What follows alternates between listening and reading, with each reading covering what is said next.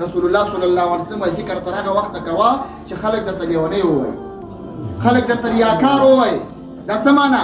دا معنا چې ذکر حد نه لري، اندازه نه لري، ډېر ډېر یې کوه.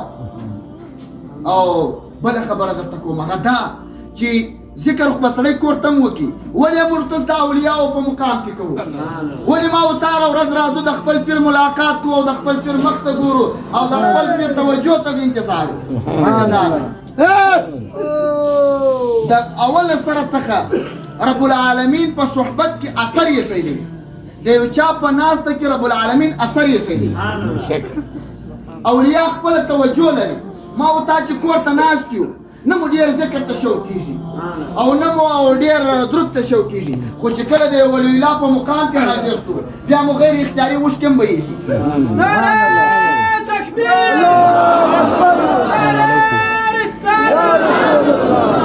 عند میلاد النبی، غیر اختیاري دې اوښکې هم بهیږي، زړه کې دې هم نیک کارونه را پیدا کېږي او خوند هم دا کوي چې د نیکو خلکو صحبت وکړي. دا وجه څه شي ده؟ دا ستا عمل دی یا دا چې ته د کوم ولی الله په صحبت کې ناست یې د هغه په توجه کې داخل شوی.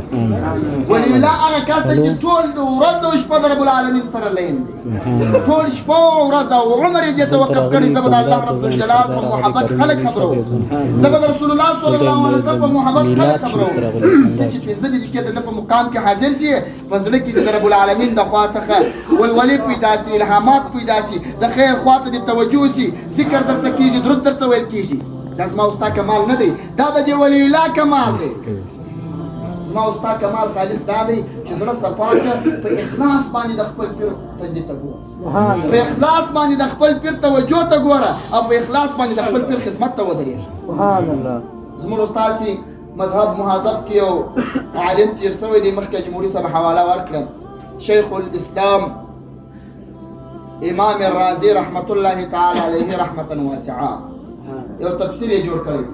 امام رازي صاحب هغه شخصیت دی زر دلایل د رب العالمین پر وحدانیت باندې عقلي وویل، شرعي دلایل پرېږده، په عقل باندې زر دلایل د رب العالمین پر یووالي وویل چې رب العالمین یو ذات دی، لا شریک ذات دی، زر دلایل. امام رازي صاحب رحمت الله تعالی علیه د ایاک نعبد و ایاک نستعین وروسته اهدنا الصراط المستقیم په آیات په تفصیل کې لیکي. وایي مرید که غواړي چې کمال ته ورسېږي، سبحان الله، مرید که غواړي چې صراط المستقیم ته برابر شي، د خپل پیر لاس ونیسه، د خپل پیر ملاقات کوه، د خپل پیر صحبت کوه. شاوخوا مه ګوره چې ستا پر پیر خلک ردونه کوي که نه کوي.